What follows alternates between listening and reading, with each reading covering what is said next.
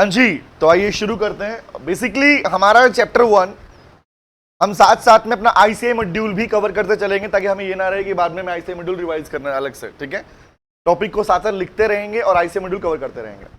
आपका chapter number 1 which is scope and nature of business economics, first chapter, जिसमें हमने heading बनाई थी। कौन सी वाली बेटा? हम लिख चुके थे इससे पहले वाला इंट्रो वाला पार्ट पूरा हम लिख चुके थे। ओके, अब हमारी बात आने वाली प्रैक्टिकली उस पार्ट के ऊपर से कहा गया नेचर ऑफ बिजनेस इकोनॉमिक्स। तो नेचर की बात करने से पहले और थोड़ा बता देता हूं मैं। हमने नॉर्मली अभी तक क्या पढ़ा, कुछ डेफिनेशन के पार्ट देखिए, हमने एक माइक्रो मैक्रो ब्रांच के पार्ट को देखा, that is called subject matter को देख लिया। अब मुद्दा आता है हमारे पास में स्पेसिफिकली नेचर, और एग्जाम के अंदर नेचर और स्कोप में से क्वेश्चन आएंगे। It is for sure exam में नेचर एंड स्कोप में क्वेश्चन आएगा, आते हैं। ये चैप्टर कम से कम 5 से 6 नंबर कवर करता है हमारे पास में।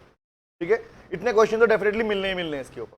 चलें आओ तो चालू करते हैं, हम लिखते हैं, समझते हैं, फिर कवर अप करते हैं। ठीक है, हेडिंग बनाइए, लिखिए नेचर ऑफ बिजनेस इकोनॉमिक्स। जब हम ये बोलते हैं कि नेचर किसका, बी इकोनॉमिक्स का, जनरली एक बात बताओ, सोच के बताओ, कोई तुम्हें कहे तुम्हारा नेचर कैसा है, गुस्से वाला है, शांत? अब नेचर तो नेचर होता है। अब एग्जांपल, तुम्हारा नेचर मींस तुम्हारा बिहेवियर कैसा है। I am talking about the nature simply means your behaviour. आपका बिहेवियर कैसा है, that behaviour is called your nature. तो जब ये कहा गया कि बिजनेस इकोनॉमिक्स का नेचर कैसा है, तो जनरली एक बात सुनना, जहां पर कंफ्यूजन क्रिएट होता है बच्चों को, वो कहां होता है? हमने पढ़ा है स्कूल टाइम में नेचर ऑफ इकोनॉमिक्स, और वहां सिर्फ 2 ही पॉइंट थे। One is economics is an art और इकोनॉमिक्स इज साइंस, और 2 ही पार्ट थे। इकोनॉमिक्स आर्ट है या इकोनॉमिक्स साइंस है, एंड दैट्स इट, खत्म हो गया था। यहां पर उतना काफी नहीं है, क्योंकि आप बात कर रहे हो नॉट ओनली इकोनॉमिक्स, आप बात कर रहे हो बिजनेस इकोनॉमिक्स की। It simply means that business अपने डिसीजन लेने वाला है, वो इकोनॉमिक थ्योरी को यूज करता है, तो प्रैक्टिकली उसके लिए उसका नेचर कैसा हुआ। यहां भी आर्ट एंड साइंस की बात तो आएगी, बट लेट्स टॉक अबाउट कि थोड़ी सी कहानी छेड़ते हैं ताकि हमें क्लैरिटी मिलेगी हम क्या बोलने वाले हैं। चले आओ, तो पहले कहानी सुनाता हूं मैं। स्टोरी, ये स्टोरी है इकोनॉमिस्ट की। तुम लोगों मैंने सुनाई थी कहानी पहले ना, इकोनॉमिस्ट की। सुनना यहां से क्या है, शॉर्ट में सुनाऊंगा, शॉर्ट में समझ में आएगी कहने का मतलब क्या है। अलग अलग इकोनॉमिस्ट, ये वर्ड तुम सीख चुके हैं। इकोनॉमिस्ट क्या होता है? द 4 गोल्डन वर्ड्स में से those person who studies, who analyse the economic problem and economic issues of an economy. वो लोग जो इकोनॉमी की economic problem and economic issues को स्टडी करते हैं, एनालाइज करते हैं, those persons are known as economist. और जो आप पढ़ रहे हो बेटा, each and everything is a theory of economist. मतलब वी कैन इवन, जैसे हम लॉ पढ़ते हैं, लॉ में we can not change that. Same as like here, economics में रीजन तो हैं, वर्ल्ड वाइड बेसिस पर एक्सेप्टेबल रीजंस तो हैं, बट दिए किसने? इकोनॉमिस्ट ने दिए। तो क्या, जब तक मुझे बताओ, जब तक मैं इकोनॉमिस्ट नहीं है, आप इकोनॉमिस्ट नहीं है, can you criticise the theory as per your own? Answer is no. अपनी मर्जी से हम लोग किसी को क्रिटिसाइज नहीं कर सकते, लेकिन इकोनॉमिस्ट क्रिटिसाइज कर सकते हैं, और वो करते आए हैं आज तक। उसकी कहानी सुनना। स्टोरी की शुरुआत होती है एडम स्मिथ से। The name, person name Adam Smith. ये पर्सन का नाम आपने अपनी 11th क्लास में सुना हुआ है, Adam Smith. Adam Smith who gave the first definition of economics, जिसने दुनिया में पहली बार इकोनॉमिक्स वर्ड को डिफाइन किया था। तो इसने डेफिनेशंस दी। देखो, मैंने कोई बात बोली, मैंने कोई डिफाइन किया, that will be my definition. अब मैं किसी पर्टिकुलर चीज को डिफाइन कर देता हूं, ठीक है, कि भाई ये चीज ये होती है, that is my called definition. Remember, दोस्ती की डेफिनेशन क्या होती है, वो क्या अलग अलग होती है। रिमेंबर, फैमिली की डेफिनेशन अलग अलग होती है। तो कहने का मतलब ये हमारी पर्सनल लाइफ वाली पार्ट हो गया। But same as like here, जब हम बात करते हैं इकोनॉमिक्स की, तो इकोनॉमिस्ट ने क्या किया? इकोनॉमिस्ट ने इकोनॉमिक्स को अपने बेसिस पे डिफाइन किया। लाइक एडम स्मिथ ने क्या बोला? एडम स्मिथ ने प्रोवाइड की थी वेल्थ डेफिनेशन। कौन सी डेफिनेशन दी थी? वेल्थ। जो लिखवा रहा हूं ये भी काम का पार्ट है, इससे भी क्वेश्चन बन सकते हैं। तो who provided wealth definition? Answer is Adam Smith. और दुनिया में पहली बार फर्स्ट डेफिनेशन उन्होंने दी थी, इसीलिए उन्हें कहा जाता है फादर ऑफ इकोनॉमिक्स। क्या बोलते हैं? Father of economics. तो क्वेश्चन भी आया हुआ कि sir who is the father of economics? Answer is Adam Smith. लेकिन ध्यान रखना, एक वर्ड और अलग से आता है जो यहां पे नहीं पढ़ोगे आप लोग, अपने इंटर में पढ़ोगे। Who is the father of modern economics? केम किनीज, वो अलग है। मॉडर्न इकोनॉमी अलग है, क्लासिकल इकोनॉमी अलग होती है। इन दोनों का रीजन बाद में बताऊंगा, what is classical, what is modern economy. But point is, Adam Smith ने दुनिया में पहली बार इन 1776 provided the first definition that economics is wealth. Wealth doesn't mean खाली पैसा नहीं होता, वेल्थ आपकी प्रॉपर्टी, आपका बैंक बैलेंस, आपकी एसेट, सब कुछ मिला के that will be called wealth. अब हुआ क्या बेटा, आज तक की पिक्चर ये चलती आई है कि जब भी किसी इकोनॉमिस्ट ने कोई डेफिनेशन दी है ना, तो कोई दूसरा इकोनॉमिस्ट उन्हें आगे क्रिटिसाइज करने के लिए, जो नई नई थ्योरी आप पढ़ रहे हो, ये थ्योरी इसलिए बढ़ रहे हैं क्योंकि अभी तक इकोनॉमिस्ट क्रिटिसाइज करते ही जा रहे हैं। अब होता क्या है, किसी को क्रिटिसाइज करने का एक तरीका होता है कि तुम गलत हो, एक तो ये बोल दो। एक तरीका क्या होता है, नहीं आप सही कह रहे हो लेकिन मेरी बात ही है। तो हमारे पार्ट में, सेकंड पार्ट में लोग सुनते हैं बात को, होता ही नहीं होता। तो पॉइंट इज, जैसे इकोनॉमिस्ट ने, जैसे क्या बोला, एडम स्मिथ ने डेफिनेशन दी कि economics is wealth of nature, wealth की बात की थी। सेम वहां पर आ गए कौन, उनके बाद आए एल्फ्रेड मार्शल। कौन है, लिखते रहो, एल्फ्रेड मार्शल। एल्फ्रेड मार्शल ने क्या किया, एल्फ्रेड मार्शल ने वही बोला कि sir Adam Smith you are right, economics wealth है, बट वेल्थ के साथ साथ, इकोनॉमिक्स वेल्थ है लेकिन वेल्थ के साथ साथ, पैसे के साथ साथ, ये human welfare, that is welfare से भी कनेक्ट करती है। That is the welfare of human being, the welfare of human being, ये ह्यूमन बीइंग के वेलफेयर से भी रिलेट करती है। तो मतलब बेटा ये कि एल्फ्रेड मार्शल ने डेफिनेशन दी वेलफेयर डेफिनेशन, वेलफेयर डेफिनेशन। और एक्चुअली आपके जो माइक्रो वाला पार्ट आप पढ़ते आए हैं और जो बी इकोनॉमिक्स वाला पार्ट पढ़ रहे हैं, इसके अंदर भी मैक्सिमम थ्योरीज एल्फ्रेड मार्शल की ही दी। देखो ह्यूमन बीइंग कौन, कंज्यूमर भी कौन है, ह्यूमन बीइंग, प्रोड्यूसर भी कौन है, ह्यूमन बीइंग, मार्केट के पार्ट भी क्या बन रहे हैं, ह्यूमन बीइंग ही लोग, कस्टमर एंड बायर की बात करेंगे तो मोस्टली किसने दी है, एल्फ्रेड मार्शल ने दी है। ठीक है, ओके आ गया था, सॉरी। नेक्स्ट वन इज, जब इन्होंने अपनी डेफिनेशन दे दी तो भैया इनको भी करने के लिए आगे कौन आए, रॉबिन्स। क्या नाम था, रॉबिन्स। रॉबिन्स ने तो अनोखी बात कर दी, बोला सर ऐसे थोड़ी होता है। इसने पहली बार क्लियरली क्रिटिसाइज किया। बोला क्रिटिसाइज भी ऐसे किया कि खाली वेलफेयर नहीं होता, इकोनॉमिक्स इज ए साइंस। वो भी कौन सी बोला, positive science. Who provided the definition that economics is positive science? Question बता, आंसर क्या होगा इसका, रॉबिन्स। रॉबिन्स ने कहा था इकोनॉमिक्स पॉजिटिव साइंस है बेटा। पॉजिटिव साइंस का मीनिंग आप लोग जानते क्या होता है, पॉजिटिव साइंस के अंदर दो चीजें होती हैं, वन इज कॉल्ड सिस्टमेटिक, तो इसकी एक बात से समझ में एग्री होता है, सिस्टमेटिक तो है, रिमेंबर। लेकिन सेकेंड रीजन होता है कॉज एंड इफेक्ट। क्या बोलते हैं, cause and effect relationship. Your positive science is just like chemistry, physics. Remember, this science is known as, क्या बोलते हैं, positive science. कुछ ना कुछ कारण था और कुछ ना कुछ इफेक्ट पड़ता है। कॉज एंड इफेक्ट रिलेशन को डिफाइन करने वाली economics, that is called positive science. वो साइंस पॉजिटिव साइंस कहलाती है। रिमेंबर, इसका मतलब क्या, मुझे ये बताओ, क्या पॉजिटिव साइंस, क्वेश्चन पूछ रहा हूं, आगे आएगा अभी, इसलिए पहले एडवांस में पूछ रहा हूं। क्या मुझे ये बताओ कि अगर क्या कारण है, कॉज क्या रहा और इफेक्ट क्या है, क्या ये कॉज एंड इफेक्ट रिलेशनशिप मुझे ये तो बताएगा ना कि प्रॉब्लम क्या है। टेल मी, हाँ है ना। अब किसी के पास पैसा नहीं है तो खर्चा कर पाएगा क्या, किसी के पास काम नहीं है तो एम्प्लॉयड कहलाएगा क्या, नो। तो दिस मींस कि sir cause and effect relation, which means positive science provides you theory that what is the problem, problem क्या है ये बताती कौन है, पॉजिटिव साइंस।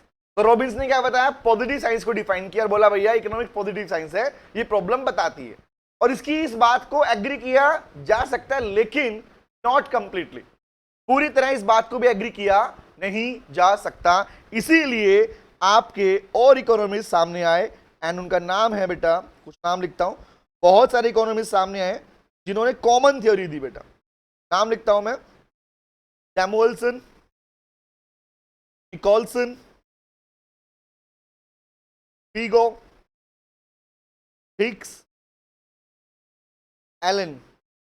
हालांकि हिक्स और एलन ही है जिन्होंने मॉनेटरी पॉलिसी थ्योरी दी है, आपको अभी नहीं पढ़ना, एडवांस से पढ़ोगे बाद में। तो ये लोग थे, ये भी इकोनॉमिस्ट ही थे, और इन्होंने क्या किया, इन्होंने रॉबिन्स को क्रिटिसाइज करना स्टार्ट किया। इन्होंने बोला भाई देख रॉबिन्स, बात ऐसी है, सीधी बात सुन ले, तेरी बात को हम एग्री करते हैं कि ठीक है इकोनॉमिक्स पॉजिटिव साइंस है क्योंकि इकोनॉमिक्स प्रॉब्लम बताती है, बट लेकिन इकोनॉमिक्स सिर्फ प्रॉब्लम नहीं बताती, इकोनॉमिक्स सॉल्यूशन भी देती है। इकोनॉमिक्स सिर्फ प्रॉब्लम नहीं, इकोनॉमिक्स सॉल्यूशन भी बताती है। Samuelson, SAMUELSON, Samuelson, Nicolson, NICHOLLSON, Nicolson, PIGOU, Pigou, Hicks, HICKS, Hicks Elon. ठीक है, इन्होंने क्या बोला, ये बोले बेटे इकोनॉमिक्स क्या है, नॉर्मेटिव साइंस। अभी क्वेश्चन आएगा और वो क्वेश्चन जनरली जो बच्चे 11th 12th बेसिस के ऊपर इकोनॉमिक्स को अब भी पढ़ रहे हैं, वो क्वेश्चन उनका गलत होने वाला है। डैम श्योर एग्जाम में आया क्वेश्चन, अभी पूछूंगा हैंड टू हैंड। आपके एग्जाम में क्वेश्चन आ चुका है, वो पूछने वाला हूं अभी आप। ठीक है, ओके सर। इन्होंने क्या बोला, इकोनॉमिक्स कौन साइंस है बेटा, नॉर्मेटिव साइंस। नॉट पॉजिटिव भी है बट नॉर्मेटिव है। नॉर्मेटिव का मीनिंग क्या होता है, नॉर्मेटिव का मीनिंग होता है what should be, what should be या व्हाट ऑट टू बी, क्या किया जाना चाहिए, क्या किया जाना चाहिए, क्या होना चाहिए। This definition is called normative. Problem क्या है, इतना काफी है क्या, नहीं सर, सॉल्यूशन क्या है। तो इन लोगों ने मिलकर बोला, कलेक्टिव, इनकी कलेक्टिव, इसको बोलते हैं कलेक्टिव डेफिनेशन थी कि इकोनॉमिक्स सिर्फ प्रॉब्लम के रिगार्डिंग नहीं, प्रॉब्लम के सॉल्यूशन की बातें भी करता है। इसी जब पढ़ते हो तो सॉल्यूशन भी पढ़ते हो कि ऐसा होगा तो क्या होगा। रिमेंबर, होगा इज कॉल्ड प्रॉब्लम, क्या था मतलब is called problem, positive science. होगा क्या, that will be called normative science. तो क्या इस बात से एग्री करते हो कि प्रॉब्लम नहीं सॉल्यूशन भी बताती है इकोनॉमिक्स? Answer is yes. तो इसी पे before starting writing the word nature, मैं क्वेश्चन पूछता हूं, रिप्लाई करना जो एग्जाम में आ गया है, आया हुआ है। ठीक है, एक क्वेश्चन, ये कहानी सुनाने के पीछे रीजन का क्वेश्चन यही था मेरे पास। क्वेश्चन पूछू, my question is business economics, business economics is option A, option B, option C, option D. I'm giving you 4 options before starting the topic. आप आंसर देखिए प्लीज। ठीक है, नंबर वन भैया, business economics is A positive science. Number 2, business economics is A normative science. Next, more positive, less normative. Next, more normative, question exam में आ चुका है, less positive, आपके module में भी है, आपकी बुक में भी है, दोनों में। आंसर, कौस्तुभ, साक्षी, कुमकुम, कुमकुम कौस्तुभ कह रहा है नॉर्मेटिव। अच्छा कौस्तुभ, ठीक है, ये कौस्तुभ का आंसर है। लो भाई के बोलो भाई, साक्षी, कुमकुम, पायल, रिप्लाई करो। साक्षी भी कह रही नॉर्मेटिव, पायल भी नॉर्मेटिव, कुमकुम चला गया, सेम ही है तेरा भी। वो लग रहा है वो नहीं होता, बताओ कंफर्म। ऐसे करके ना, ए भी कर दूं, बी भी कर दूं, सी भी कर दूं, बॉक्स भर के आओगे, ए भी बी भी भर दिया, डी भी भर दिया। कुमकुम इज राइट। गाइस एक बात सुनना, मैंने क्या बोला सुनना ध्यान से। मैंने थोड़ी देर पहले एक बात बोली कि सर जो कंसेप्ट अभी तक पढ़ाया गया, जो कहानी अभी तक सुनाई गई, वो पता है हम लोगों को। और ये भी बोला गया कि भाई जो लास्ट में डेफिनेशन आती है दैट विल बी कंसीडर। बोल दिया, हमने मान लिया और चल पड़े। क्या मुझे एक बात बताओ, और राइट आंसर इसका यही है डी, मोर नॉर्मेटिव लेस पॉजिटिव। क्या बिना प्रॉब्लम पता किए तुम सॉल्यूशन निकाल लोगे क्या? टेल मी कौस्तुभ, साक्षी, आधा सो आया नहीं, बताओ क्या बिना प्रॉब्लम पता किए सॉल्यूशन निकाल पाओगे? नहीं। समझ में क्या बोल रहा हूं? जब तक किसी इकोनॉमी के अंदर प्रॉब्लम का पता ना हो तब तक आप सॉल्यूशन निकाल ही नहीं पाओगे। ठीक है, अब मैं बताऊंगा नॉर्मेटिव भी कब होता है। कौस्तुभ सुनना ध्यान, साक्षी सुनना ध्यान से। नॉर्मेटिव कब टच करना है, नॉर्मेटिव कब नहीं करना, दोनों केस बता रहा हूं।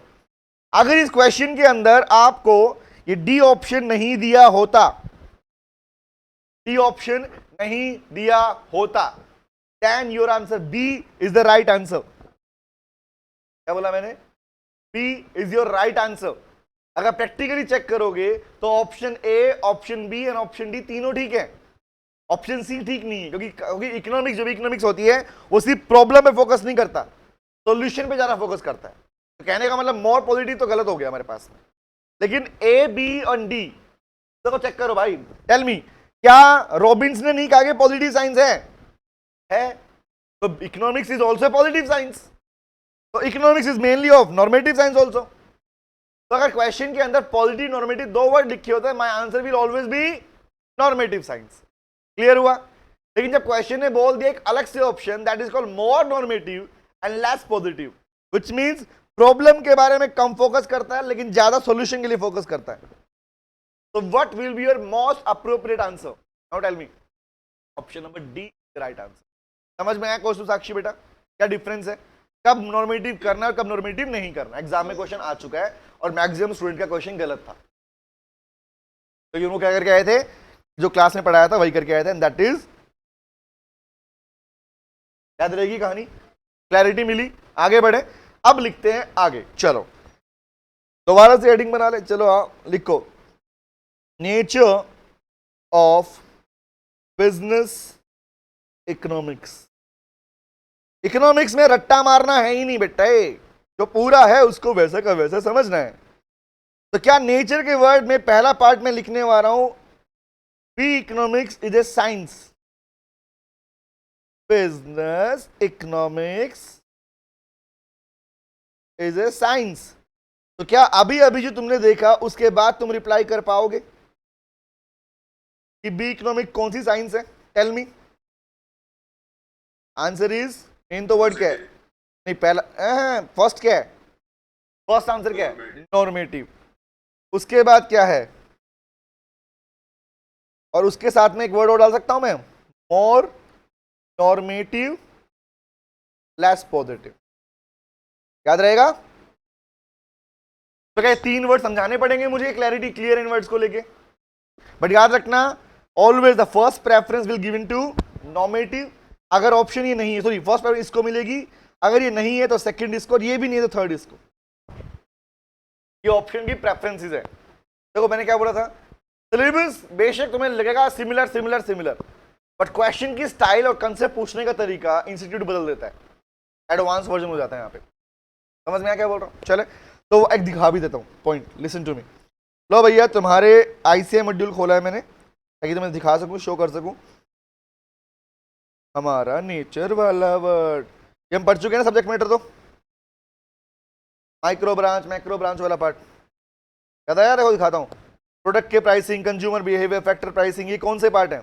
Micro branch macro branch, micro. Government, national income, general price level, balance of payment, ये सब किसके पार्ट बनते हैं? हम पढ़ चुके कल वाली क्लास के अंदर आते हैं। तो वर्ड आया कौन सा? नेचर। इतनी बड़ी पैराग्राफ में कुछ नहीं लिखा, बिना बात की बातें बना के लिखी हुई हैं।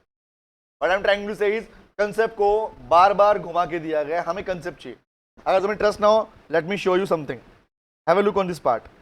मैं आपके नेचर का फर्स्ट पार्ट रीडिंग कर रहा हूं आप लोगों के लिए, ताकि तुम्हें समझ में आए कि जो हम लिख रहे हैं वो हम उसका, तो हमें क्या करना है भैया, एग्जाम में क्वेश्चन मिले ना तो हमें आंसर आना चाहिए, वो भी स्ट्रेट एकदम accurate.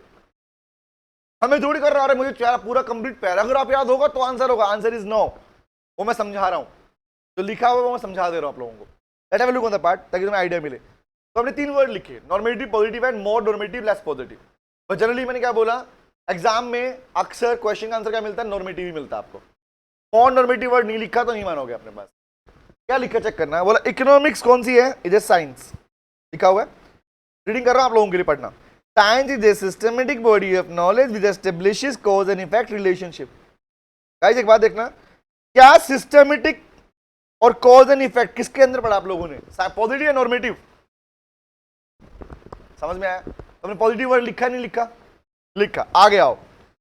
B economics integrate the tools of decision sciences such as mathematics, statistics, econometrics with economic theories to arrive at appropriate strategy for achieving the goals of business enterprise. ये पूरा meaning था B economics का, याद करो। How the business takes their decision with using the tools of others disciplines. आगे, it follows the scientific method and empirically test the validity of the best result. क्या तुम मुझे बताओ, इस पूरे पार्ट के अंदर पॉजिटिव के अलावा नॉर्मेटिव आंसर दिखा तुम्हें कहीं पे? जबकि है आंसर। क्वेश्चन के अंदर ऑप्शन टिक कर रहे हैं किस बेस के ऊपर? नॉर्मेटिव के बेसिस के ऊपर। लिख क्या रहे हो? Only positive. समझ में आया फंडा क्या है? तो क्यों लिखवा रहा हूं आपको पार्ट में? रीजन इज, भाई माना पॉजिटिव है लेकिन उससे पहले क्या है, normative, that means more normative and less positive. Right answer. तो जब हमने शॉर्ट में लिखा इस पार्ट को, तो क्या मैं इसको पैराग्राफ में लिखूं पूरा बना के, तब याद होगा? कैसे याद होगा? पेपर ऑब्जेक्टिव, तो तैयारी भी कैसी है आपको? ऑब्जेक्टिव वाली। समझ में आया? मिली क्लैरिटी? आ जाओ नेक्स्ट दिखा देता हूं। बेस्ड ऑन माइक्रो इकोनॉमिक, अरे भैया क्या बोल रहा, आओ लिखवा देता हूं। नंबर 2 नोट करो, देखो business economics, business economics based on is based on microeconomic theories, microeconomic branch of micro theories लिख लो, माइक्रोइकोनॉमिक थ्योरीज। मैंने माइक्रो इकोनॉमिक्स लिखा है, इकोनॉमिक लिखा है? Tell me. इकोनॉमिक, तो वर्ड क्लियर है, डिफरेंस कर दोगे। Economics is having a different meaning. Economic mean पैसा, each and everything which can be measured in terms of money is called economic। याद है ये बात? तो मुद्दा ये आया भाई, बताओ मुझे, पी इकोनॉमिक्स बेस करती है, डिपेंडेंट है। बेस मतलब it is dependent, I can clearly word लिखते हैं, इट इज डिपेंडेंट। इसी सीखो ध्यान से हमेशा। मैं क्यों कहता हूं बार बार हमेशा हर बच्चे को, economics is reason based. The reason is, बेटा जब तक रीजन है आप इकोनॉमिक्स के कंसेप्ट दे पाओगे, क्योंकि रीजन आपके पास खुद के नहीं हो सकते, क्योंकि रीजन किसी न किसी इकोनॉमिस्ट के हैं। तो जो आप, अगर आपके पास में आपने कंसेप्ट पढ़ा है, आपके पास रीजंस हैं, your theory and your answer will always be correct. वो ऑलवेज हमेशा ठीक रहेगा, करेक्टेड।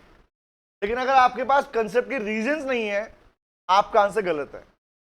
बच्चों के पास में इकोनॉमिक्स उनका इंटरेस्टिंग पार्ट कुछ बच्चों का नहीं बन पाता। क्यों नहीं बनता? वो यही वजह है, उनके पास रीजंस नहीं है।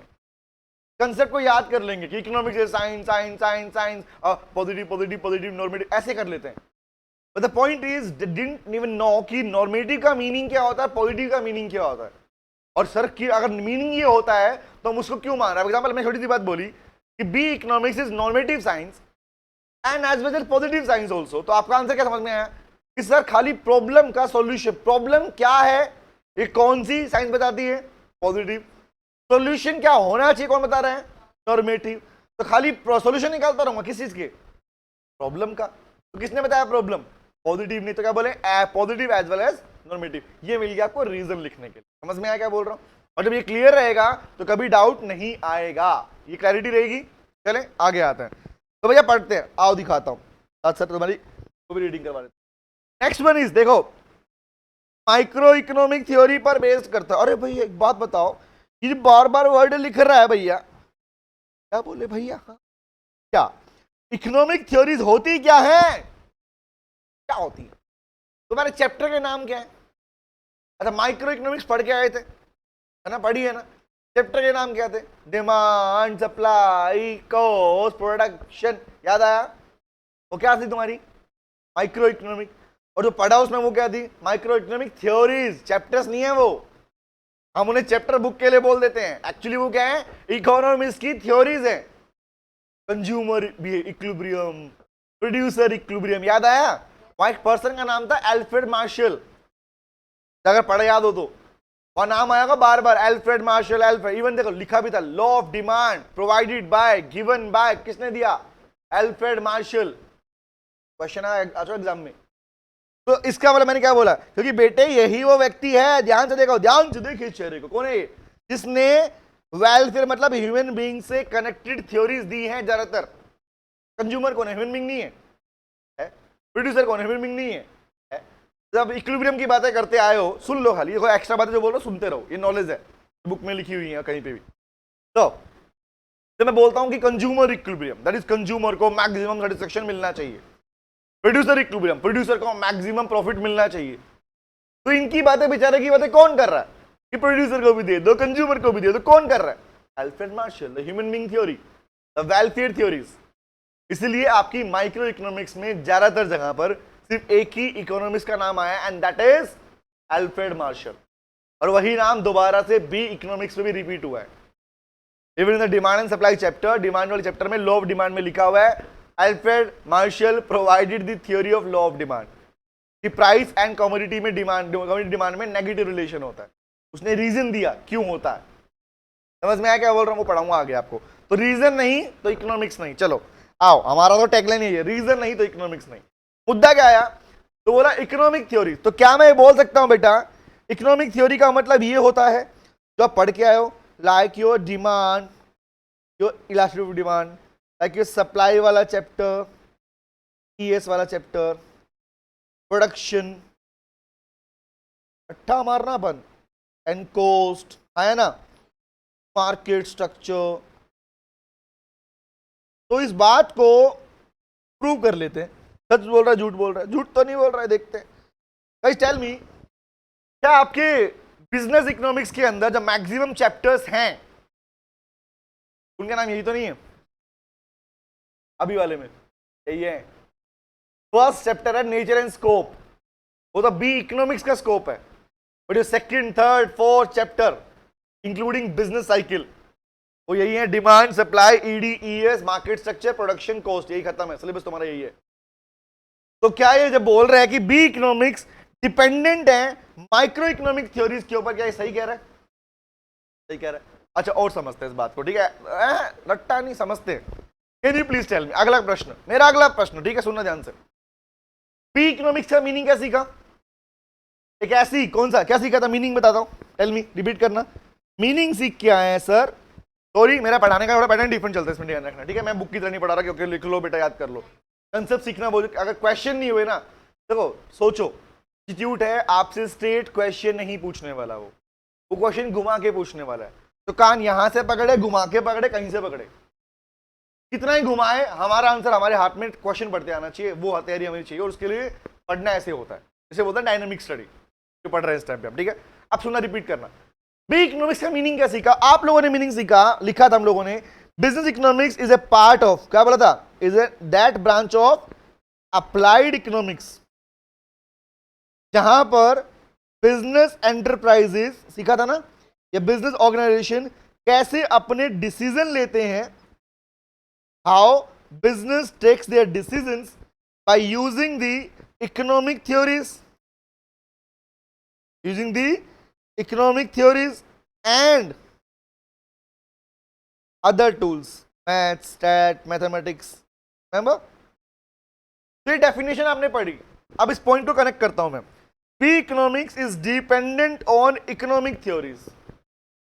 सोच के देखो, क्या सभी बिजनेस के लिए जरूरी नहीं है क्या? रिप्लाई करना, सोच के देखना, क्या सभी बिजनेस के लिए मैंडेटरी नहीं है क्या कि वो डिमांड चेक करें? भाई आज बिजनेस बैठा है तो अगर वो, अच्छा मैं बिजनेस चालू करूंगा, डिमांड भाई कोई नहीं है डिमांड, आसपास कस्टमर ही नहीं, बेचूंगा, बिक जाएगा। जब सामान की डिमांड नहीं है, सामान बनाओगे, प्रोडक्ट बनाओगे, अच्छा नहीं मैं प्रोडक्ट की पैकिंग सोच लेता हूं, भाई कस्टमर है क्या तेरे सामान के? बोला नहीं, डिजाइन फिर पैकिंग गई भाड़ में तेरी। समझ में आया? सर मैं ना अपने प्रोडक्ट के प्राइस कम रखूंगा, कस्टमर है क्या तेरे मार्केट में? नहीं, फिर भी मार्केट खराब हो गई।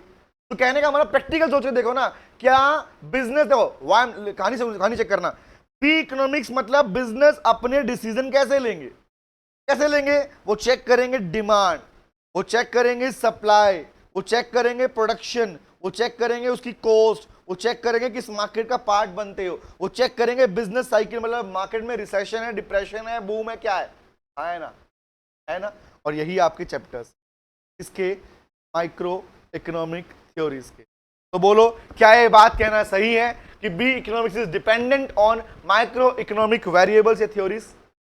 बोलो कौस्तुभ, साक्षी, क्लियर है? समझ में आया क्या कहने का मतलब? इसका मीनिंग ये निकलता है बेटा। आओ रीडिंग कर लेते हैं, चलो। ICI, B economics is based largely on micro economics, बोल रहे हो तो। A business manager usually concerned about the achievement of predetermined objective of the organization। इन पूरी लाइन में कोई भी सिंगल क्वेश्चन भी नहीं बनता, चेक करो ना, ये क्वेश्चन बनेगा मैनेजर ध्यान रखता है, वो करता है, क्वेश्चन है नो। आगे पढ़ना। So as to ensure the long term survival profitable functioning of the organisation, business economics is concern और with the decision making problem of individual establishment. और टेल मी, इंडिविजुअल के लिए कौन सी ब्रांच डील करती है? Micro, macro? Micro branch. It relies heavily on Yes, nice. It relies heavily on techniques, मतलब tools, factors, variable. Why I'm saying this technique? It simply means a technique बोलो, tools बोलो, या theory बोलो, क्या बोलो इसको? Variable. किसके? Micro. पूरी कहानी के अंदर एक ही बात बोली है उसने, खाली सिंपल सी बात, मैंने जो ध्यान रखेंगे डिसीजन लेने के लिए। अरे भाई क्या मेन मुद्दा क्या था? किस पे डिपेंडेंट है, याद रहेगा, और क्यों डिपेंडेंट है वो मैंने बता दिया। बुक में रीडिंग करने पे आंसर नहीं मिलेगा, ध्यान रखना, आंसर मिलेगा यहां पर। मिली clarity? What is module and what is the point? Done, आगे बढ़े। कौस्तुभ, साक्षी, कुमकुम, पायल, डन। ओके, चलो नेक्स्ट पे आए। नोटेड? लिख रहे हो? लिख लो। रुक जाना नहीं।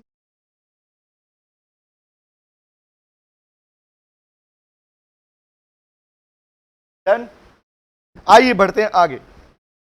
अगला क्या है? ओहो, incorporate the element of macro variable. अरे भाई एक बात बताओ, माइक्रो इकोनॉमिक थ्योरी पर याद करो, पढ़ के आए हो अभी कुछ दिन पहले, कुछ टाइम पहले।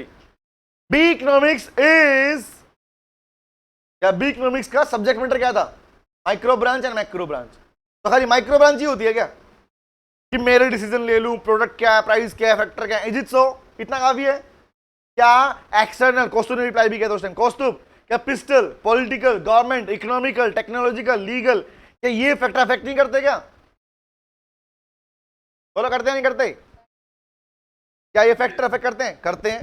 तो फैक्टर अफेक्ट करते हैं तो बिजनेस इकोनॉमिक्स को, क्या एक बिजनेस को अपनी डिसीजन मेकिंग के लिए उन फैक्टर को भी अपने साथ में कंसीडर करना पड़ेगा, नहीं करेगा? What is consider? साथ में इनकॉर्पोरेट करना, या बोलते हैं कंसीडर करना पड़ेगा, नहीं पड़ेगा? ध्यान रखना पड़ेगा, नहीं पड़ेगा? पड़ेगा। एग्जांपल दूं ना, मारुति इंडिया में स्मॉल कार सेगमेंट, छोटी गाड़ियों के सेगमेंट के अंदर who is the leader? Maruti Suzuki. क्यों? क्योंकि मारुति ने सबसे पहले इंडिया के अंदर स्मॉल कार सेगमेंट की नीड को पहचाना था, तो फर्स्ट मूवर एडवांटेज मिला, फर्स्ट मूवर एडवांटेज मिला। हाँ है ना? पानी की बोतल्स के अंदर किसने लिया advantage, first mover advantage? Tell me, any idea? Bisleri, exactly. तो आज भी लोग जब पानी की बोतल मांगते हैं भाई बिस्लरी दियो, वो नाम से मांग रहे, जो कि है क्या वो? ओनली वाटर बोतल। बिस्लरी ने फर्स्ट मूवर एडवांटेज लिया, तो बेशक पानी है लेकिन बिस्लरी 20 से नीचे नहीं बिकता, नॉर्मल बोतल वाली। तो अलग वैरायटी अलग है, हिमालय क्वालिटी वाली अलग, ये वाली अलग, वो बात की बात है निकल। बट द पॉइंट इज, आज भी मार्केट को लीड कर रहा है बोतल्स के अंदर, पानी की बोतल के अंदर बिस्लरी। अलग कंपनी की बोतल पे तुम भी क्वेश्चन लगा दोगे, हालांकि कुछ मार्केट और भी बनी है, किनले की बन गई, बेले की बन गई, रिमेंबर। बट कुछ कंपनी नहीं आती है, बोलते ये पानी नहीं चाहिए हमको, है ना, ताजा बिल्सेरी, है ना, बिस्लरी नहीं बिल्सेरी, नए नाम निकाल रखे लोगों ने। हाँ, एक्वाफिना है तो एक्वाफिना को एक्वाटिना, एग्जैक्टली नाम बना दिए। भाई क्वेश्चन ही लोग क्या बोलते हैं, नहीं चाहिए, है तो पानी ही। तुम पानी की बोतल ले रहे हो, पानी वो एकदम तरीके से मिनरल वाटर है भैया, P low, remember. But practically word क्या आ गया? बिस्लरी पे विश्वास आ गया। व्हाई? मार्केट को कैप्चर किया। और कि मुझे बताओ, अच्छा दूसरा एग्जांपल नंबर 2, थर्ड सोचता हूं। इंडिया में कंपनी थी कोडेक, नाम सुना? CODAK, कोडेक, कैमरे वाली कंपनी, याद है? पहले कैमरे किसके? सोनी से पहले कोडेक। एक थी फ्यूजी फिल्म, याद आया? Kodak and Fuji film. India में उस टाइम पर ये डिजिटल कैमरास नहीं होते थे, वो नेगेटिव रोल होता है, देखा बचपन देखा आपने नेगेटिव रोल्स। 36 पिक्चर आएंगे, गलती से क्लिक हो गया पिक्चर खराब, अगर आपने ऐसे क्लिक कर दिया बैठे बैठे तो आपकी नेगेटिव खराब हो गई ऑटोमेटिक। कोडेक को इतनी बड़ी कंपनी थी, और आज भी ऐसा नहीं बोलूँ नहीं है, फॉरेन कंट्रीज के अंदर फ्यूजी फिल्म कोडेक जैसी कंपनी टॉप मोस्ट पे चलती है। But point is, Indian market के अंदर एक साइड, एक तरफा सिंगल साइड मार्केट होने के बावजूद भी कोडेक पिट गई। राज किया उसने इस मार्केट पे, राज किया है। नेगेटिव भी खुद के बेचे, कैमरा भी खुद के बेचे हैं, खुद के, गली गली के अंदर लोगों के पास था, यह हाल था मतलब। और एट देन क्या हुआ, फ्यूजी फिल्म उतरा उसके साथ में, तो फ्यूजी फिल्म में कैमरा लॉन्च नहीं किया इंडिया में, क्या किया? नेगेटिव लॉन्च किया। बोला कैमरा तो कोडेक बेच ही रहा है, क्यों ना काम करूं, बेचना ही तो है मुझे। तो जो नेगेटिव रोल कोडेक खुद बेचता था 70 से 80 रुपीज के अंदर, उसने कहा 35 रुपये 45 में ले लो, 35 में ले लो, तो मार्केट डाउन आ गई थी किसकी, एक कंप्यूटर की वजह से किसकी मार्केट डाउन आ गई, की मार्केट डाउन आ गई थी। लेकिन इन दोनों ने ध्यान नहीं दिया कि सोनी अपना डिजिटल कैमरा लॉन्च करने वाला है। अब मुझे बताओ, who was Sony for Kodak? Tell me, a competitor, yes और नो? यस और नो? एक राइवल था ना, तो राइवल की पॉलिसी पे ध्यान नहीं दिया, कॉम्पिटिटर पे ध्यान नहीं दिया, तो बताइए डिसीजन कितने अच्छे क्यों ना हो तुम्हारे, बिजनेस डूबेगा नहीं डूबेगा? टेल मी, यस और नो? होगा ना। आज गवर्नमेंट की पॉलिसी, आज थिंक अबाउट वंस, लॉकडाउन इतना लंबा चलेगा, लॉकडाउन इतना लंबा चलेगा, अगर इस बात की इंफॉर्मेशन, अगर इस बात की इंफॉर्मेशन पहले से होती, इस बात की इंफॉर्मेशन पहले से होती है, जिन जिनको भी इसकी इंफॉर्मेशन थी, तो क्या मुझे बताओ वो धोखा खाते? टेल मी, जिनको इंफॉर्मेशन होती क्या वो लोग धोखा खाते? एग्जांपल, जिसको पता है कोविड इतना लंबा चलने वाला है, लॉकडाउन लंबा चलेगा, तो जिन बिजनेस को इसका आइडिया था वो बच गए नहीं बच गए? पहले से ही अपनी पॉलिसी चेंज कर ली, रिमेंबर, अपनी मार्केट में नहीं उतर गए। एग्जांपल, खासकर फार्मा कंपनीज को इंफॉर्मेशन थी, मेडिसिन बनाने कंपनी को इंफॉर्मेशन थी, इसलिए उन्होंने क्या लॉन्च किया स्टार्टिंग में, सैनिटाइजर्स, मास्क, मेडिसिन, रिमेंबर, वो पहले उतर गई, इंफॉर्मेशन थी ना उनको। बट थिंक अबाउट वंस, अगर गवर्नमेंट की पॉलिसी की इंफॉर्मेशन नहीं है तुम्हारे पास में, तो क्या गवर्नमेंट की पॉलिसी बदलेंगी तो क्या आपके बिजनेस के डिसीजन अफेक्ट होंगे या नहीं होंगे? होंगे। चाहे गवर्नमेंट हो, पॉलिटिकल, राजनीति थी ये भी एक तरीके से, पॉलिटिक्स हो, रिमेंबर, लीगल पार्ट हो, लॉ बदल गया एग्जांपल के लिए, तो क्या ये फैक्टर अफेक्ट नहीं करते डिसीजन को? अफेक्ट करते हैं। जब अफेक्ट करते हैं, तुम खुद अपने मुंह से बोल रहे हो, तो क्या इसलिए बात लिखने में गलती है क्या कि बिजनेस इकोनॉमिक्स लिखो third? Business economics integrates, integrate, that means consider, इसी प्लेस पे consider the macroeconomic theories, macroeconomic theories। तो ये क्या होता है बेटे? स्कूल टाइम में पढ़ा है मैक्रो इकोनॉमिक्स? पढ़ा था, 12th में पढ़ा था। तो वहां चैप्टर के नाम क्या पढ़े थे, याद है? नेशनल इनकम, याद आया कुछ कहानी? गवर्नमेंट का बजट, तो आगे की बात ही नहीं कर रहा, पीछे की बात कर रहा हूं। गवर्नमेंट का बजट, जहां पढ़ा था घाटा, डेफिसिट, रेवेन्यू, रिसीट्स, याद आया?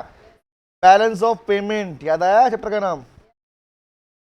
मनी एंड बैंकिंग, अब तो पूरा याद आ गया ना, money and banking, foreign exchange rate,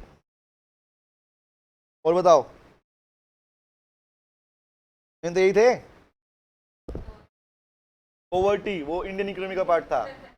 हाँ, याद है? Poverty, unemployment, human capital formation. मैं बोल दूं चैप्टर के नाम? वर्ड कौन सा लिखा मैंने? क्या इंडियन इको लिखा वहां पे ऊपर? इंडियन लिखा है, मैक्रो लिखा? मैक्रो। समझ में आया? लॉजिक क्लियर है? तो गाइस बताओ मुझे, क्या ये कहना गलत है क्या? टेल मी, कि आपका बी इकोनॉमिक्स इसकी थ्योरीज को भी कंसीडर करता है, मतलब लेकर चलता है अपने डिसीजन लेने के लिए, हाँ या ना? गलत है, सही है? But my question is, question बनाओ यहीं पे, रिप्लाई करोगे? सारे क्वेश्चन पूछने वाला हूं, ठीक है? चलो बनाते क्वेश्चन। देखो, B economics, business economics is heavily dependent, more dependent on option A, option B, option C and D. क्या ऑप्शन लिखने से पहले आंसर तुम्हारे पास में? Business economics is heavily dependent on, answer है आपके पास में? लिखता हूं first, nice, very good, correct. First क्या बोला मैंने? Macro economic theories, option A. Option B, micro economic theories,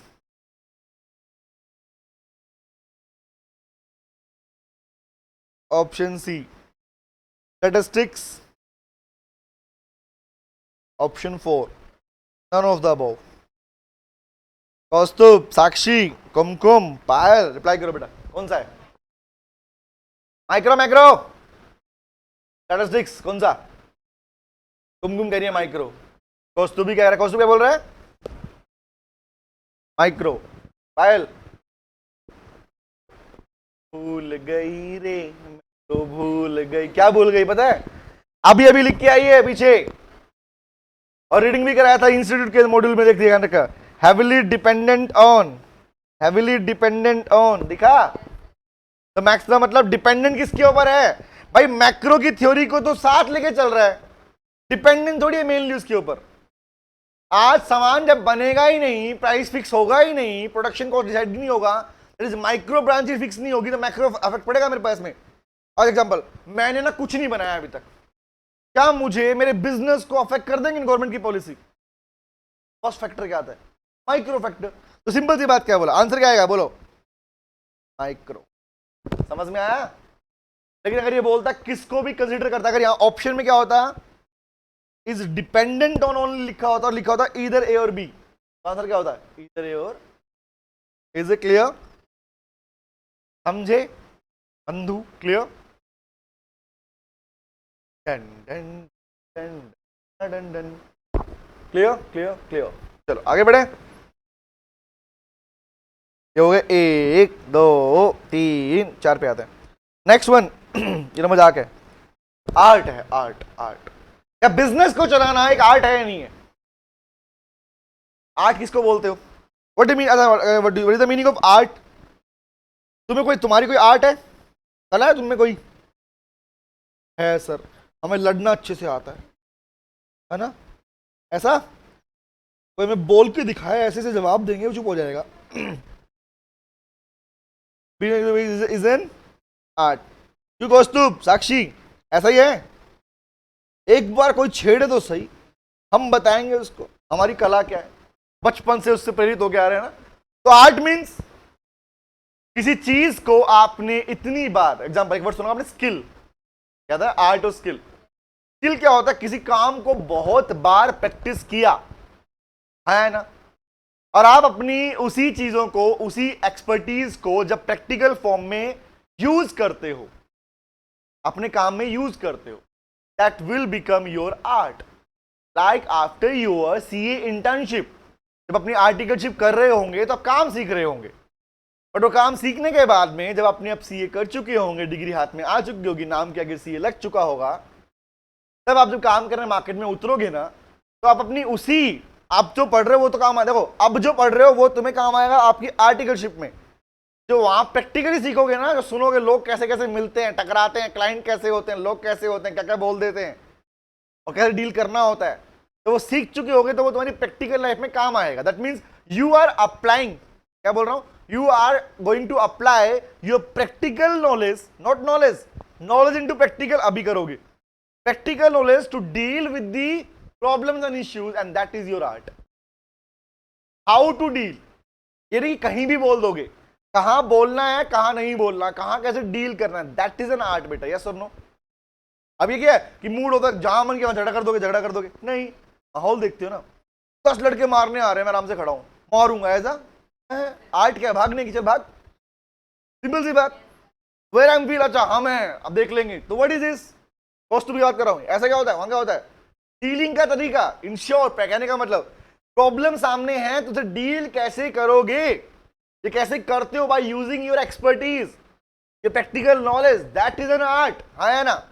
तो same the why talking about business economics is an art, it simply means that business economics के अंदर जो person business को manage कर रहा है, that is called the manager. जो manage कर रहा है वो मैनेजर किस तरह अपनी एक्सपर्टीज को, अपनी नॉलेज को, नॉलेज ऑफ किसकी, knowledge of general theory of economics, micro theories, macro theories, statistics, accountancy, आज जो तुम पढ़ रहे हो ये सारी नॉलेज कलेक्टिव फॉर्म में तुम्हारी आज तो क्या बनेगी, पढ़ाई है, नॉलेज है, ये नॉलेज जब प्रैक्टिकल काम करोगे बन जाएगी तुम्हारी skill, and while you're going to use this skill to deal with the practical problem in the entire market, that is your art. Where to deal and how to deal. Is it clear? समझ में आया? तो आइए पढ़ते हैं क्या लिखा हुआ। It involves practical application. तो मैंने क्या बोला, ये तो बोला प्रैक्टिकल एप्लीकेशन बोले तो प्रैक्टिकली अप्लाई करना, the rules and principles for attainment of set of objective. What are rule and principle? भाई तुम्हारे जो तुमने सीखा, ठीक है, आओ दिखाता हूं। तो आर्ट का मीनिंग क्या है, लिखूं सिंपली, क्या करेगा मैनेजर्स, क्या करेंगे वो अपनी नॉलेज, किसकी नॉलेज, माइक्रो, मैक्रो और अदर टूल्स, तो लिख रहा हूं इकोनॉमिक्स लिखा आप लोगों ने। इस नॉलेज को प्रैक्टिकली क्या करेंगे, अप्लाई करेंगे, कहां पर, to deal with the problems and issues occurred in business enterprises। आप अपनी उन्हीं प्रिंसिपल्स को, उन्हीं थ्योरीज को, उन्हीं रूल्स को अप्लाई करने वाले हो, इसलिए कहा क्या गया, इसलिए क्या कहलाया आपकी ये आर्ट, कला है तुम्हारी। समझ में आया? तो क्यों कहा गया बी को आर्ट, इकोनॉमिक्स को आर्ट? समझ में आ गया लॉजिक क्या है? क्योंकि यहां पर आर्ट इसलिए कि मैनेजर्स अपनी नॉलेज को प्रैक्टिकली अप्लाई करते हैं। नॉलेज क्या है तुम्हारे पास में, माइक्रो एंड मैक्रो थ्योरीज, आप भी पढ़ रहे हो बेटा। इफ यू थिंक कि अच्छा सिर्फ अकाउंट काम आएगा, मैथ काम आएगा, बाकी काम आएंगे, आंसर इज नो। सबसे ज्यादा तुम्हारे पास में दो लैंग्वेज काम आएंगी तुम्हारी प्रैक्टिकल वर्ल्ड को डील करने के लिए, कॉर्पोरेट एनवायरनमेंट डील करने के लिए। One is legal, second is economics. ये दो लैंग्वेज तुम्हें बात करना, डीलिंग करना सिखाती है। नॉलेज होगी तो कंटेंट है तुम्हारे पास। If you have the content you can speak, you do not have the content you can not speak. Simple funda है भाई। कौस्तुभ, साक्षी क्लियर बेटे? आजस तो आया नहीं। ओके चलें आगे। कुम ओके, समझ में आ गया ना? अभी नोट, जंगल बात चली है पता,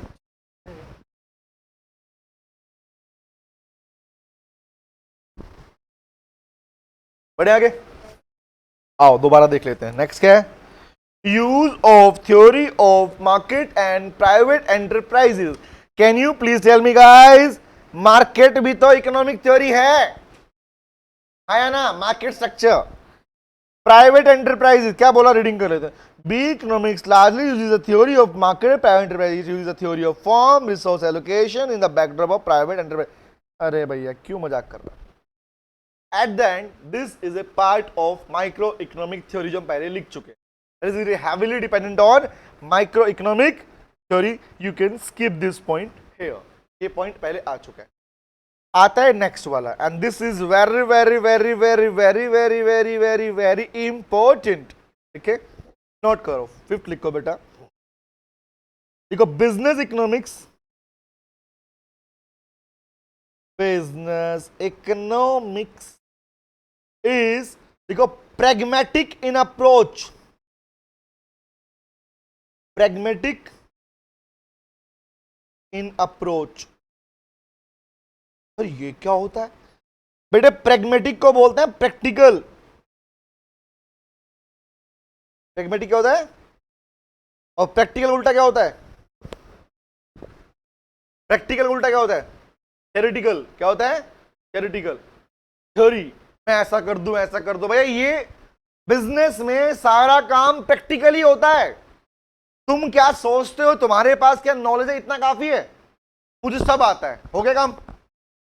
एग्जाम्पल, तुम बोलोगे एग्जाम पेपर दे रहे हो, ठीक है, पेपर आ गया सामने, ये तुम्हें सारा आता है, वो सब कर लिया, ये भी आता है, ये भी आता है, ये भी आता है, लिखूंगा नहीं लेकिन पास हो गए. What you have to do, you are going to use that knowledge in writing your exam practically, yes or no? जब जाके एग्जाम निकलेगा भाई, सिंपल फंडा है, समझ में आया? तो सेम एज लाइक हियर. तो टेल मी, बी इकोनॉमिक्स भी क्या, प्रैक्टिकल या थ्योरेटिकल? प्रैक्टिकल. लेकिन चेक करो, बी इकोनॉमिक्स जिस थ्योरी पे डिपेंड करता है, that is micro, which is fully theoretical. सुनना, business economics is pragmatic, that is practical in approach, but जिस थ्योरी पे डिपेंड करता है वो है theoretical in approach. एग्जाम्पल दूं? सर क्या बोल रहे, कुछ भी समझ नहीं आ रहा, ऊपर से बाउंस जा रहा है ना। अब सुनो ध्यान से, बात बोल दो, सुनना ध्यान से, कुछ पूछता हूं, पहले बात करें फिर लिखते हैं, ठीक है। एक वर्ड लिख तो दिया हमने कि प्रेगमेटिक का मीनिंग क्या होता है, प्रैक्टिकल। ओके मान लिया, चलो चलो चलो मान लिया। आपने माइक्रो थ्योरी पढ़ी है जो भी दोबारा भी आने वाली है, ठीक है। उस माइक्रो थ्योरी के अंदर एक छोटी सी बात मुझे रिप्लाई करना, वहां पे लॉ ऑफ डिमांड पढ़ा, पढ़ा, लॉ ऑफ डीएमयू पढ़ा, पढ़ा, डिमिनिशिंग मार्जिनलिटी। जहां भी आपने माइक्रो थ्योरी में लॉ पढ़ा, वहां एक हेडिंग आया अजम्पशन। क्या है? अजम्पशन आए थे। अजम्पशन का मतलब क्या होता है? मान्यताएं, है ना, हिंदी में बोलते हैं मान्यताएं। ऐसा आंसर मिला नहीं? अजम्पशन का मीनिंग क्या होती है? आंसर तो मैं यही मिला बचपन में। अजम्पशन क्या होती है? मान्यताएं। वेरी गुड, आ गया समझ में। Is it so? अजम्पशंस का मीनिंग होता है बेटा, जब कोई इकोनॉमिस्ट अपनी कोई थ्योरी देता है, रिसर्च करके थ्योरी निकालता है, तो उसकी थ्योरी वो खुद बोलता है भैया मैं कुछ बातें कह रहा हूं, मेरी ये सारी बातें तब फॉलो होंगी जब आप मेरी इन बातों को, थ्योरी को मान लेंगे। मेरी थ्योरी एप्लीकेबल तब है जब ये अजम्पशन फुलफिल होंगी। अब एग्जांपल के लिए किसी ने बोला भैया न्यू पेंट किया वॉल पे, हाँ किया, भैया पेंट उतरेगा तो नहीं? बोल भाई उतारोगे नहीं तो उतरेगा भी नहीं, सिंपल सी बात ना।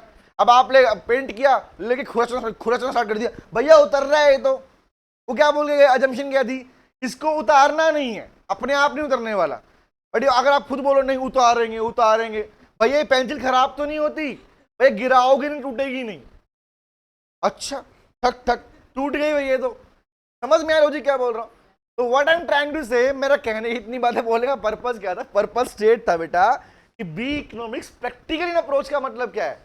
माइक्रो इकोनॉमिक थ्योरी, सुनना क्या बोल रहा हूं। अजम्पशंस क्या थी? एग्जांपल दूं, सुनना, वन मोर एग्जांपल। बिठाओ यहाँ कंटेंट, यहां नहीं बैठा समझ नहीं आया कुछ भी, सुनो। थ्योरी पढ़ी लॉ ऑफ डिमांड, अजम्पशंस आ गई, है ना। अजम्पशन क्या थी? पहली अजम्पशन तो पूरी खतरनाक, other factors being constant, that is citrus Paribas. पढ़ा साक्षी कौस्तुभ? ये वर्ड पढ़ा है? Citrus Paribas, other factor being constant. Think about, हमने मान लिया, हम तो मान भी रहे हैं, अब भी मान, हम इकोनॉमिस्ट क्रिटिसाइज नहीं कर रहे उस चीज को। But can you please tell me, is it practically possible? Other factor का मतलब price of a commodity, tell me. उस लॉ ऑफ डिमांड क्या बोलता है कि सिर्फ प्राइस ही है जो इसकी डिमांड को अफेक्ट करता है। इज इट सो? खाली प्राइस माना करते हैं प्राइस, बट ये कहना कि प्राइस के अलावा बाकी कोई भी फैक्टर अफेक्ट नहीं करता, सही है। कंज्यूमर की इनकम बोलो हाँ है ना, तो कर तो रही है। कंज्यूमर का टेस्ट एंड प्रेफरेंस कर रहा है सर। तो गाइस सिंपल सा फंडा, कह तो रहे हो कि नहीं करता, बट इसका मतलब जो अजम्पशन दी गई, तो अजम्पशंस आर हाइपोथेटिकल अजम्पशन। क्या बोलते हैं? Hypothetical means which we can say which is not having any practical ground, कोई प्रैक्टिकल बेस नहीं कहने का। अगर उनको assumption को फुलफिल नहीं किया गया तो आपकी थ्योरी खराब हो गई, सिंपल सी बात। पेंट उतरेगा और पेंसिल टूटेगी, सिंपल सा लॉजिक ही है। समझ में आया क्या बोल रहा हूं? ठीक है, तो लिखते हैं चलो। तो बी इकोनॉमिक्स क्या बेटा? Pragmatic in approach. इसका कहने का मतलब क्या है? आओ लिख लेते हैं। देखो लाइक, देखो इसमें लाइन लिखवाता हूं, देखो like the micro economic theory, बताओ हंस रहे हैं, पेंट उतार दिया हमने। Like the micro economic theories, देखो बिजनेस इकोनॉमिक्स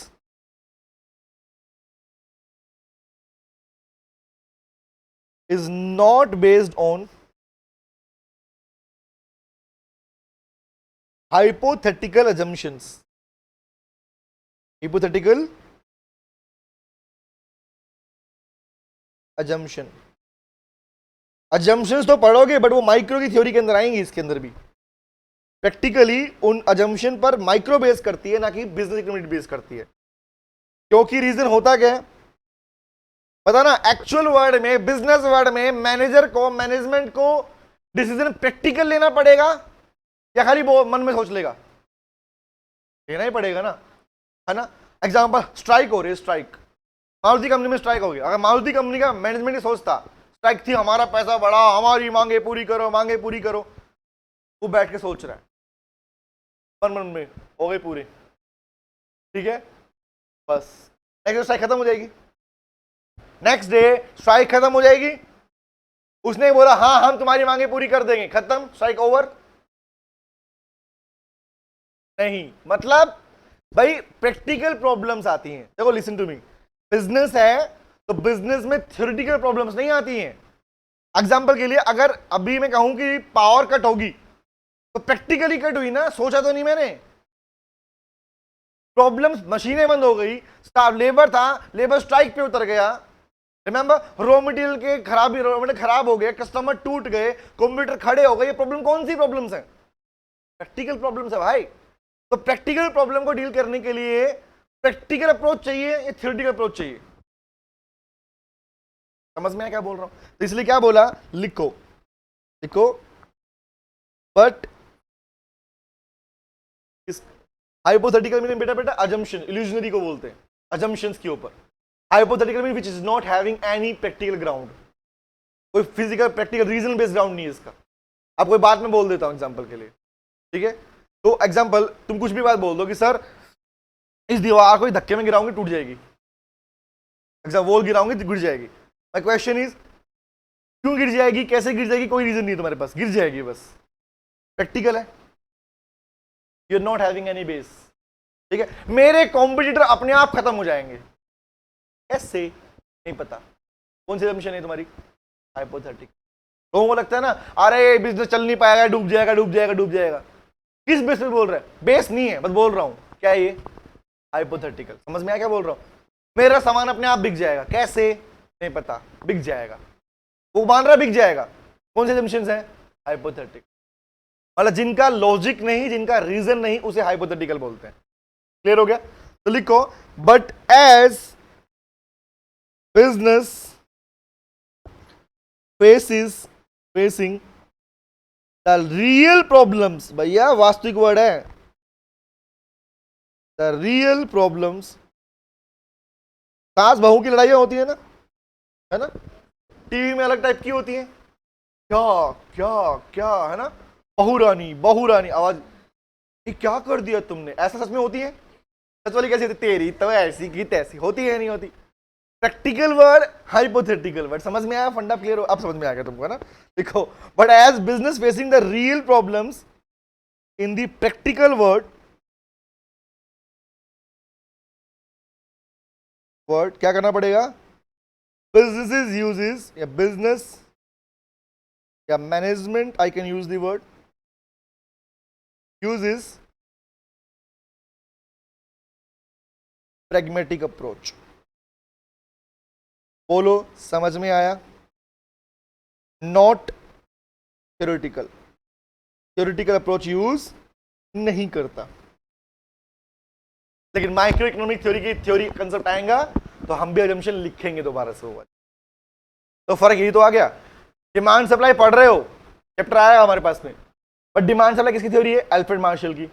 अजम्पशन भी आएंगी, लेकिन प्रैक्टिकल बातें भी आएंगी, डिमांड फोरकास्टिंग जो बिजनेस की पार्ट है, क्योंकि प्रैक्टिकली हर एक बिजनेस डिमांड को फोरकास्ट करता है। दुनिया के अंदर एमएनसीज करती हैं, इन थ्योरी को यूज करती है। कौन कौन से कंसेप्ट यूज होते हैं, यूएस की कौन कौन थ्योरी, जर्मनी कौन सी है, वो पढ़ोगे, सच में भी हो रही है। Is it clear? And this is your next nature. समझ में आ रहा है नहीं आ रहा?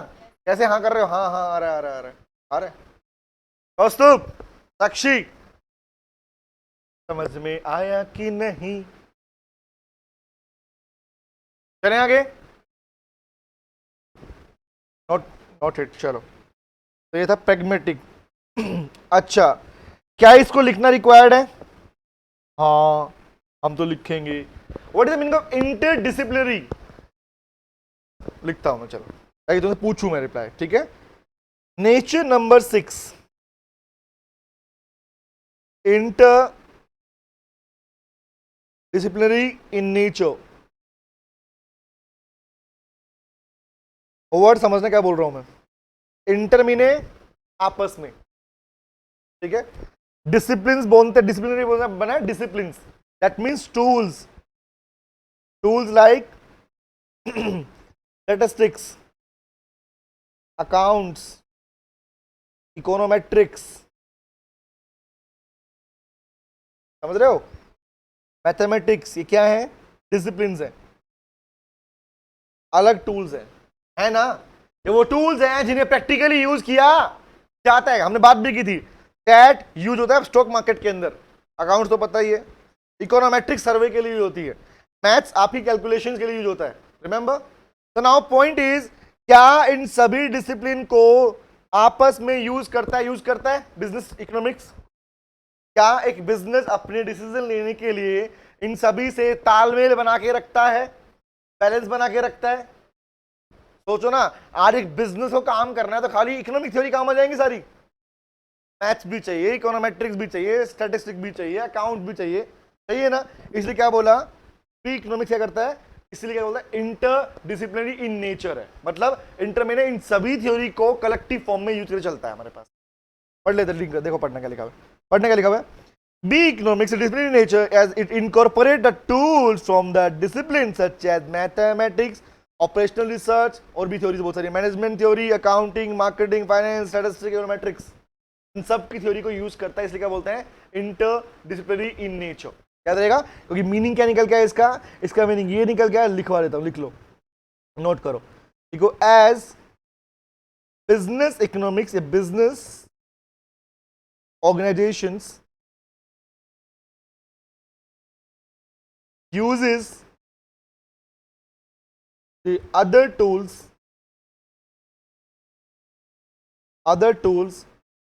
of different discipline,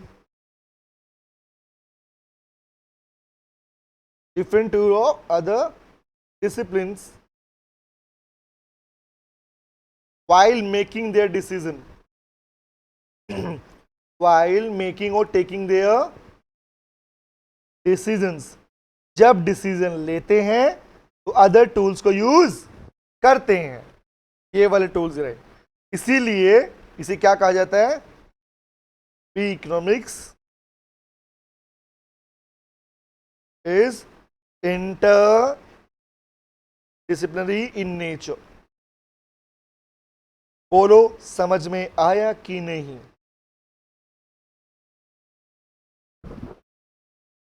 सिर्फ याद नहीं रखना होता कि इंटरडिसिप्लिनरी क्यों होता है, वो पता होना चाहिए, रीजन ये है इसका। क्लियर? नेक्स्ट पे आते हैं। साथ साथ में तो कवर हो रहा हमारा कौन सा, आईसीए मॉड्यूल भी कवर कर रहे हैं साथ में हम, ठीक है।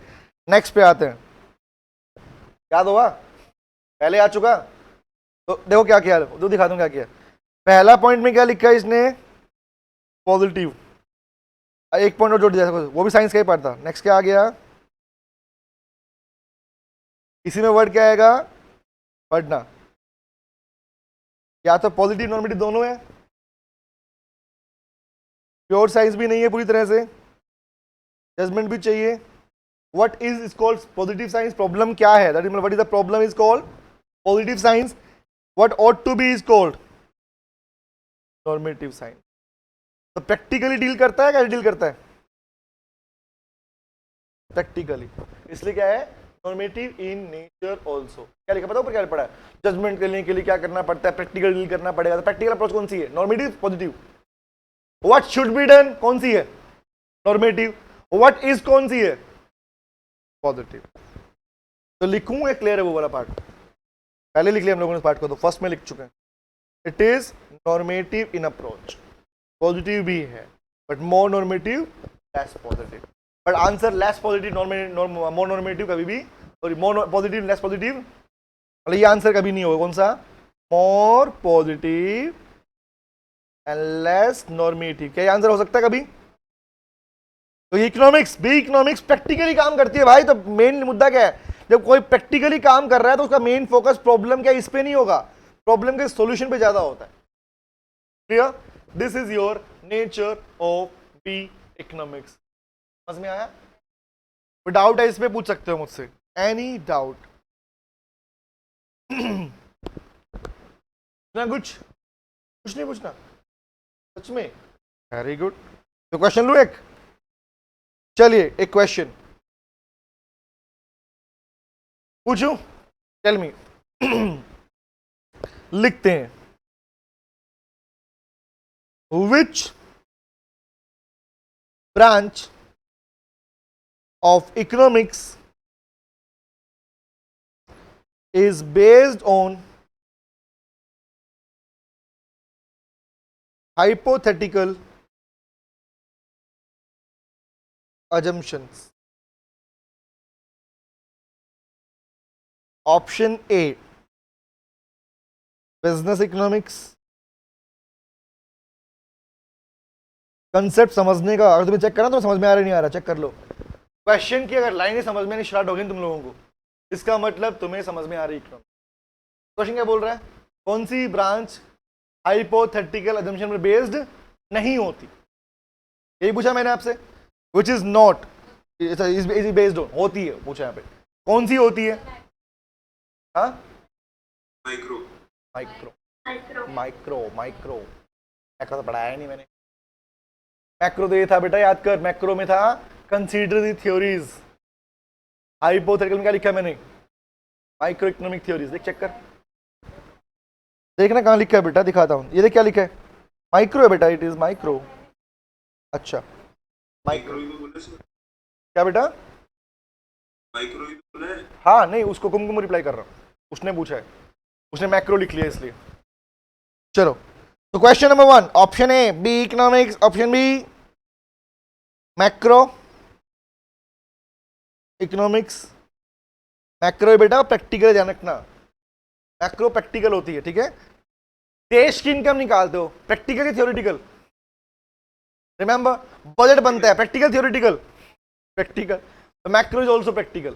सी जो आपने बोला, तो समझ में आया कैसे पढ़ रहे हो? क्वेश्चन लिखा नहीं, उससे पहले आंसर हाथ में हो, यही तैयारी होती है बेटा। C is micro economics and D is all of the above. Is it so?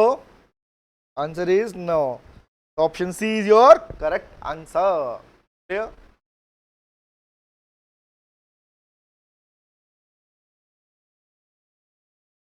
Question पूछूं, आगे बढ़े? अलग से क्विज रखूंगा तुम्हारी में, ठीक है? हम एक सेपरेट, जैसे सुन लो, जैसे चैप्टर 1 खत्म होगा इस पे लूंगा क्विज, लाइव क्विज, ठीक है? ओके। और क्विज में खाली मुझे आंसर नहीं चाहिए, मैं रीजन पूछूंगा। समझ में आया? रीजन मैंने कंसेप्ट क्या बोल रहे हो, क्यों बोला, हाइपोथेटिकल के पीछे रीजन क्या है, ठीक है? हालांकि नहीं आएगा तो मैं बताऊंगा, कोई दिक्कत नहीं है, लेकिन क्विज में क्वेश्चन आंसर विद रीजन चाहिए मुझे। ओके, रीजन की वजह से फायदा क्या होता है कि एक क्वेश्चन, एक टॉपिक पे एक क्वेश्चन नहीं बनता। अभी दिखाऊंगा तुम्हें मैं, अभी तो स्टार्टिंग है ये वाला पार्ट। जब डिमांड सप्लाई चालू करूंगा तो मैं दिखाऊंगा एक सिंपल सी लाइन के ऊपर, एक सिंपल से टॉपिक के ऊपर 6-8 क्वेश्चन बन सकते हैं। And I will give the options to you on same single question, ठीक है? ओके, वो करने वाले हैं। आगे बढ़े बेटा, चलो तो टॉपिक आगे पढ़ लेते हैं। नेक्स्ट कौन सा? Top of business economics. Reading करें? नहीं, पहले लिखो, आओ चलो लिखते हैं। फर्स्ट वन थोड़ा समझे, बाकी नेक्स्ट में पूरा कर लेंगे। Scope of business economics. Nature में कोई डाउट है किसी को? कौस्तुभ, साक्षी, कुमकुम, कोई डाउट है बेटा? No sir. तो आइए बात करते हैं स्कोप के बारे में। स्कोप वर्ड कहां सुना? हमने बहुत टाइप के स्कोप सुने, है ना? टेलीस्कोप, तारे चांद तारे देखने के लिए, है ना? दूसरा, नॉर्मली हमारे लिए स्कोप का मतलब क्या है? यू आर इन कॉमर्स, जब आपने कॉमर्स स्ट्रीम को चूज किया था 11th या 12th क्लास के अंदर, तो आपको बोला गया था स्कोप क्या है तेरे पास। अभी तो नहीं बोलूंगा सर मैंने कॉमर्स इसलिए ली क्योंकि मुझे डॉक्टर बनना था, नो, ऐसा तो नहीं किया। मैंने कॉमर्स इसलिए ली क्योंकि मुझे साइंटिस्ट बनना था, no. What do you mean by that? Sir आपने अपनी स्ट्रीम चेंज की तो you are having some boundaries. अब साइंस का बच्चा बोले मैं केमिस्ट्री इसलिए पढ़ रहा हूं मुझे सीए बनना है, इज इट सो? नहीं। Each and every field, each and everything is having some boundaries. You are having the frontiers around you beyond which you cannot go. Practically बोलूं तो देखो, डिजर्व उस चीज को करते हो आप practically. Why you are choosing the CA course? Commerce stream के स्ट्रीम में सबसे पहला कोर्स नंबर 1 कौन सा है? सीए ही है। अब you are going for CA, simple logic ही है। बट क्या सीए ही ऑप्शन है क्या आपके पास में? नहीं, you are going for graduation, masters degrees, आगे करोगे बढ़ोगे, सीए, सीएम में बाकी कोर्सेज भी डिग्रीज है, but what one is on the top? ये वैल्यू अलग है। तो कहने का मतलब क्या है, लाइक द सेम जैसे तुम्हारे स्कोप की बात आती है, क्या मुझे बताओ बी इकोनॉमिक्स की जब मैं बोलता हूं बी इकोनॉमिक्स का भी स्कोप है, स्कोप का मीनिंग क्या होता है, क्या can I right the word boundaries, हाँ या ना, वो बाउंड्रीज सुन लो, आज लिखवाऊंगा नहीं इसमें, वो बाउंड्रीज जिसके अंदर रह के बिजनेस इकोनॉमिक्स काम करता है। आज ये तो नहीं है ना कि एग्जांपल के लिए बिजनेस इकोनॉमिक्स अपनी मन चाही थ्योरी अप्लाई कर पाएंगे, business is answer is no, उसकी भी बाउंड्रीज है। भाई तेरे पे गवर्नमेंट की पॉलिसी है, तेरे पे लीगल फ्रेमवर्क बना हुआ है, हम लॉ पढ़ रहे हैं, लॉ में पढ़ोगे, आप पढ़ ही रहे हो कि अगर बिजनेस ने ऐसा नहीं किया तो क्या हो सकता है उसके साथ में, लीगल पार्ट नहीं हो तो एक्शन लेगा, केस डल जाएगा, पनिशमेंट्स हैं, पेनल्टीज हैं, जेल है, सारी बातें आएंगी वहां पर। तो कहने का मतलब क्या हुआ, when something is having some boundaries that will be called scope, तो स्कोप कहा जाता है। रट्टा मार के पढ़ना नहीं कि स्कोप पढ़ते हैं, नहीं, पहले समझ स्कोप का मीनिंग क्या होता है। तो स्कोप मीन्स द बाउंड्रीज किसकी, ऑफ बिजनेस इकोनॉमिक्स। तो let's have a look on the part, अभी स्कोप चालू नहीं कर रहा। अब बाउंड्रीज और की होती है तुम्हारे पास, तुमने दो सब्जेक्ट मैटर कौन सा है, तो कौन सा, micro branch and macro branch. Micro किसका बोलते हैं, माइक्रो इकोनॉमिक्स नहीं बोला मैंने, माइक्रो ब्रांच बोला। तो माइक्रो ब्रांच का मतलब एक इंडिविजुअल बिजनेस यूनिट डिसीजन कैसे लेता है और जिन्हें वो कंट्रोल कर सकता है, that is called micro branch. तो क्या उन्हें मैं इंटरनल इश्यू बोल सकता हूं, भाई इंटरनल या ऑपरेशनल का मतलब होता है बेटा जो बिजनेस के अंदर, ऑपरेशन मतलब जिस मेन काम के लिए बिजनेस लगाया गया, जिस मेन काम के लिए बिजनेस लगाया गया, अगर उस बिजनेस में प्रॉब्लम आती है उसे बोलते हैं ऑपरेशनल इश्यूज। ऑपरेशंस के दौरान आया हुआ प्रॉब्लम, डॉक्टर वाला ऑपरेशन नहीं है ये। बिजनेस में ऑपरेशन का मतलब क्या होता है कि बिजनेस जिस मेन पर्पज के लिए लगाया गया उसमें आने वाले इशू। दूसरा फैक्टर्स तो कौन से रहे, मैक्रो ब्रांच थी ना, macro branch is external factors. तो फैक्टर दो पार्ट में डिवाइड किया, one is internal, second is external. इसको डील करती है कौन सी, माइक्रो ब्रांच, इसको कौन सी करती है, मैक्रो ब्रांच। ये हम पढ़ने वाले नेक्स्ट क्लास में, लेकिन उससे पहले सुन लो रीडिंग के पॉइंट से, the scope of business economics is quite wide. छोटा है बड़ा है, कैसे वाइड है, सोचो, think about once. My question is note की याद कर लिया, वाइड है कैसे, बिकॉज बिजनेस इकोनॉमिक्स सिर्फ इकोनॉमिक थ्योरी पर बेस्ड नहीं है, it uses the other tools, अभी तो पढ़ा, अदर टूल्स, अदर डिसिप्लिन्स। तो शॉर्ट है, नैरो है स्कोप, नहीं सर, स्कोप कैसा है, ब्रॉड। द क्वेश्चन नंबर 1, एक क्वेश्चन बन गया यहाँ पे, स्कोप कैसा है, ब्रॉड है, बाउंड्री कैसी है, ब्रॉड है, क्लियर हुआ। Next is it covers most of the practical problem manager of the firm faces that two categories, ये हम पढ़ने वाले हैं नेक्स्ट क्लास के अंदर। तो हम पढ़ेंगे, दो पार्ट है, ऑपरेशनल इंटरनल वाला पार्ट और ये नेक्स्ट वाला पार्ट, नेक्स्ट क्लास में आएगा एनालिसिस। और ये फर्स्ट टाइम पढ़ने वाले हो आप लोग पार्ट, पहले नहीं पढ़ा। फोरकास्टिंग एनालिसिस में डिफरेंस क्या होता है जानते हो, फोरकास्टिंग का मीनिंग पता, डिफरेंस क्या है इसके अंदर, नहीं, थ्योरी कौन कौन सी अप्लाई होती है, नहीं, because this will cover the chapter in demand and supply chapter, there is a topic named demand forecasting आने वाला है, वो यहीं से आने वाला है। तो मीनिंग यहाँ सीखोगे, कंसेप्ट वहां पढ़ोगे, प्रोडक्शन कॉस्ट में मीनिंग यहाँ सीखोगे, कॉन्सेप्ट वहां पढ़ोगे, क्लियर हो गया। चले तो भैया इन शॉर्ट ये हम पढ़ने वाले नेक्स्ट क्लास के अंदर, और नेक्स्ट में खत्म हो जाएगा, chapter 1 is, unit number 1 is over, और तुम्हारा सिलेबस थोड़ा सा चालू हो चुका है प्रैक्टिकली बोल। तो आज इतना ही करते हैं, मिलते हैं नेक्स्ट क्लास में, ओके। और कल तो पता ही है, कल लो है 11 जुलाई से अकाउंट चालू हो जाएगा, और इस वीक में मैं चालू करवा दूंगा, मतलब एंड शायद रिटर्न करने के बाद बोल रहा, तो आ जाओगे तब, ठीक है। कौस्तुभ साक्षी क्लियर बेटा, तो अब इतना ही करते हैं, मिलते हैं नेक्स्ट क्लास में, सी यू। और कौस्तुभ मुझे ना okay bye bye ta ta, bye bye, oh ta ta, see you again.